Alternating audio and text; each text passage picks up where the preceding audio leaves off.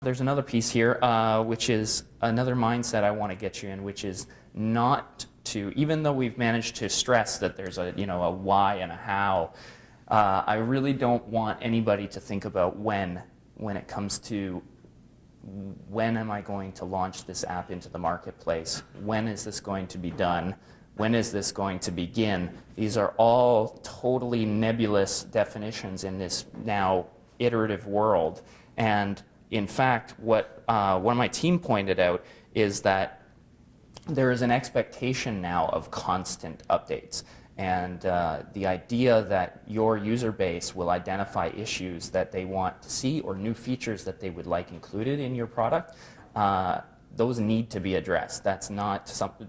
The reviews turn ugly when users find that they have their own pain points inside your app and find that those aren't being addressed by the audience. And so I want people to think from this point on that because we have the convenience of being able to always push a background update, and the next time that app launches, it is a brand new app, that this is now the way that production happens.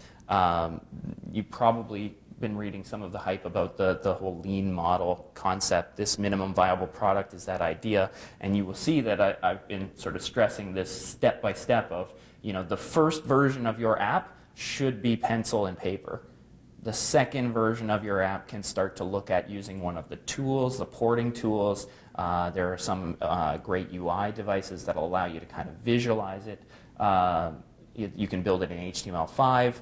You hear people who just remain in this beta phase where they don't really ever consider that they've left this, and they continue to iterate, and they've never announced a full launch. But the idea is that if you're going to launch, you're definitely going to relaunch. And one thing that's not carrying over from some of the other media franchise concepts is this idea. The idea of a film having a release date and then a second window, and these kinds of things are hard to leave behind when we talk about mobile, and the idea that you're constantly relaunching. And the final one is the idea of, well, what are you going to do when the thing is finished, right? And why would I ever relaunch once it's perfect? Once I've achieved what I had on paper, why would I ever launch again?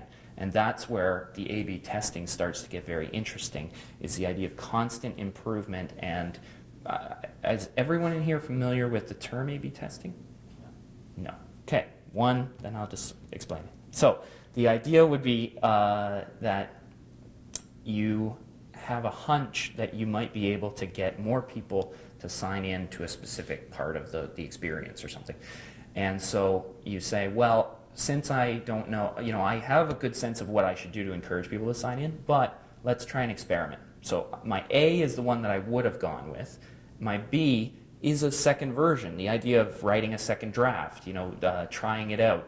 Often it's with different language, the idea of having sign up here as a button, and then your B version is get more, press this button, or whatever it is, and you give options. And the way the technology is structured is that you can serve the A version or the B version to random samples of people, and you can watch specifically the analytics that come back from each of those use cases, and it will demonstrate in an objective way which is the better driver of action. And so the idea that you can have something perfect is never the case. The juggernauts of Amazon and Google and Facebook are all doing this constantly. Every once in a while you'll catch wind of it where you'll say, oh, that interface has changed slightly, and it may be that you are subject to being that A/B testing. And it takes them very little time to get to a proper sample size to do that, but it perfects those motivations of getting you through the next phase of the app. It's a particularly interesting thing that we've used in the creative field. The example that I will give is that we did one project where we casted, we had two people who were almost exactly the same in terms of who favored them as a lead character. And we said, okay, well, we can't decide between these two, so we're going to let the audience decide. And we ran the exact same advertisement with the headshot of each of them, and we saw which one got the most traffic, and we said, well, then it drifts towards that, and it tells us that that's the right person to cast. So there are ways to do A/B testing completely outside the realm of just buttons. It can also be a creative driver and a creative process as well.